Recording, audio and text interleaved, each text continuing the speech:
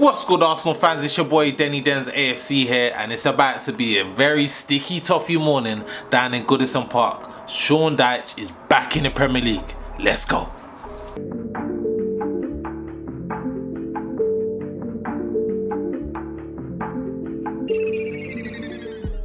Right, first things first, let's get straight into it. Everton versus Arsenal. Sticky toffee away down at Goodison Park. Goodison Park has been absolute shambles this season. Everton have been shambles. The team's been shambles. I don't know. I believe they've just won 3 games this season. So to be fair, it's not surprising that Frank Lampard got sacked as the manager last week, and they brought in man like Sean Dyche.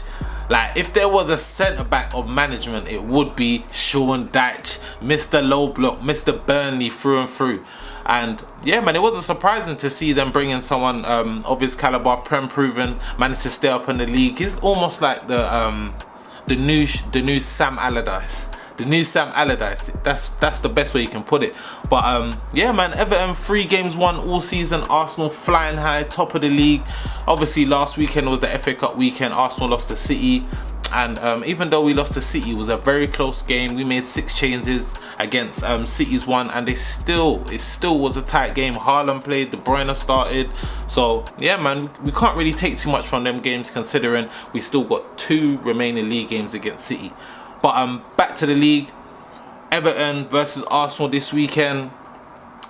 I don't know what to think about. I think it's going to be a really hard game, considering obviously they've got that new energy, that new vibe, that new manager, that new buzz. And considering how bad they've been all season, everyone see the videos flying around on social media of Sean Dyche's his bleep tests. If you know, like real PE members know about them treacherous times in them old school halls, running up and down, doing the bleep test until your guts feel like they're bleeding. But to be fair, that's how you test fitness. That's how you find who's the fittest in your team, and you can see where the slackers are in your team, and you can see who's taking football seriously right now. But yeah, Sean Dyche, as I said, Prem proven, knows how to get the job done, and he's got a pretty hard job on his hands, because them Toffees fans are not a joke. Yeah, he saw what they was doing to the Everton players and to Frank Lampard towards the end of his tenure. But nevertheless, I feel like we should do a job, but we just need to get past that Sean Dyche low block. Yeah, you know already he's gonna set up them teams in banks, play on the counter, and yeah, man, we gotta be wary. They've got players in their team that can actually cause us problems. Players like Damari Gray. I believe that Calvert-Lewin should be in the squad for this game. Who else have they got? They've got quite a few players, man. Iwobi's been back on form this season, even though he dropped off I would say after the World Cup he dropped off. But nevertheless, I believe that Everton can still cause us harm, especially on that counter. McNeil can always whip a good ball in there, or Nana. Like, that was a player that I believe that we should have brought in this January transfer window. But considering he's only just joined Everton, it doesn't really surprise me that obviously there wasn't much movement. I believe the only player that's left within the first year was Enzo Fernandez, and he went Chelsea for 100 plus million. So yeah, man, let's just touch on Arsenal now. I believe that Arsenal, over the last few games, we had a very, very hard month. Like, considering, who did we have this month? Like Brighton, or last month should I say, we had Brighton, we had Man United, we had North London derby against Tottenham, we played City. Like, we had a very, very hard month. And think about it, manager of the month once again, my manager Arteta, believe in the process. And then we had the January transfer window. Like, the January transfer window, it started to heat up towards the end of it. Arsenal linked to players like Modric, Caicedo. We had a lot of links, but I feel like we still managed to only get our second choice options. We signed QER as well, Trossard. But these were our second options, and I feel like obviously Edu needs to get more power, man, in these transfer windows. But nevertheless, the window is now closed. We got the players we got, and we got 3 important players in Trossard, QER, and I keep forgetting the names, man. Trossard, QER, and Jorginho. How could I forget Jorginho? I keep saying Caicedo because we was linked to him so much, but Jorginho, I know it was a bit hit and miss. Everyone was like, oh, we want him, I don't want him. But listen, we got Jorginho, a Euros winner.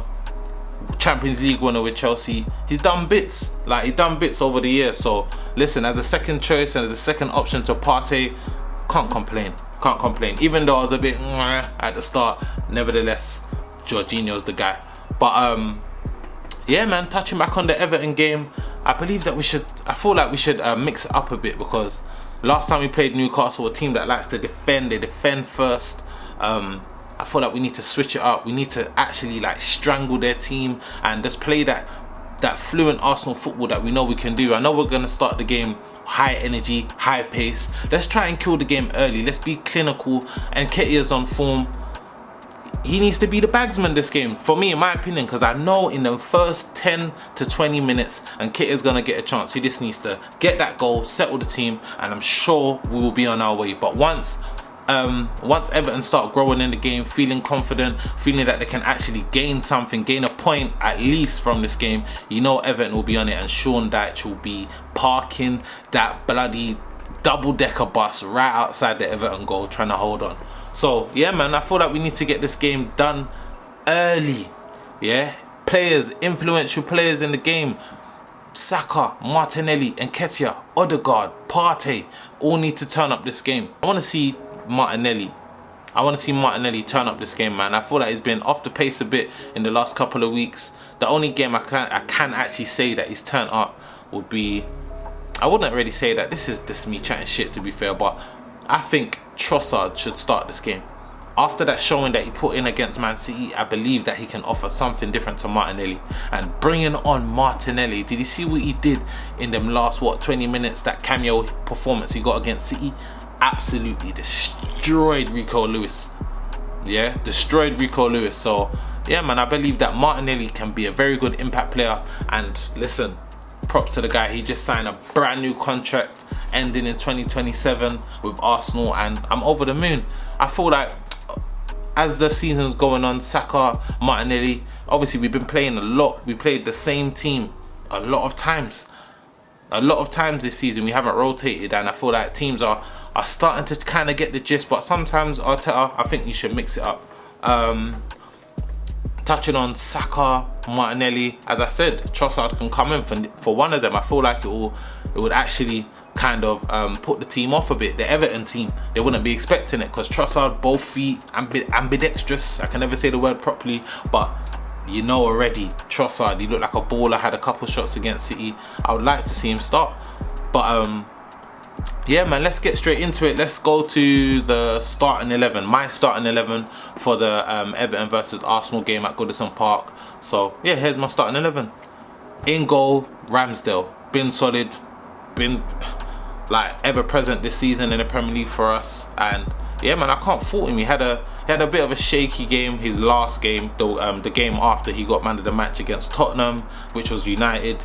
But I still think he holds his place between the sticks, even though Turner, I feel like he's been such a great first year for him, learning, first season, second choice. He played the World Cup this year as well, and he had a very, very good World Cup. So yeah, man, I would still say Ramsdale in goal though. But right back, we are going with Ben White. Ben White has been quality all season. He's actually locked down that right back position.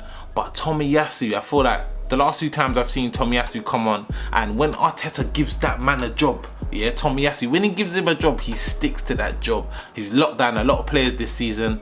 Tomiyasu, solid. Yeah, left centre back, I'm going with Gabriel. You can't not go with Gabriel. The guy has been an absolute animal this season. Made a few mistakes, don't get it twisted, but Gabriel, solid starter. Like this is probably the most locked down position in the team, which is Saliba and Gabriel. So Saliba for right centre back, Gabriel for left centre back. I feel like Saliba is going under the radar, man. Because I remember he started making a few mistakes, and then people like they kept their eye off him a bit, and he's managed to get back his confidence and get a few good games under his belt and play good once again. And yeah, man, that centre back partnership has been solid this season. Same centre back pairing, Gabriel, Saliba, locked. And left back, you saw again the difference that Zinchenko makes. Yeah, probably signing of the season. Pep probably pulling his hair out after Cancelo left just this January for Man City, and we signed Zinchenko in the summer. That left back, that I've never seen that. Yeah, that inverted fullback play stuff, I've never seen it. All my years watching football, I've never seen it, and Zinchenko has owned it. Yeah, and for Arsenal, he's been immense. When he comes in the middle, and it's just like when Xhaka pushes up a bit and it's him on Zinchenko on Partey popping it about in the middle, you cannot ask for anything different. And you saw against City the difference between Tierney and Zinchenko.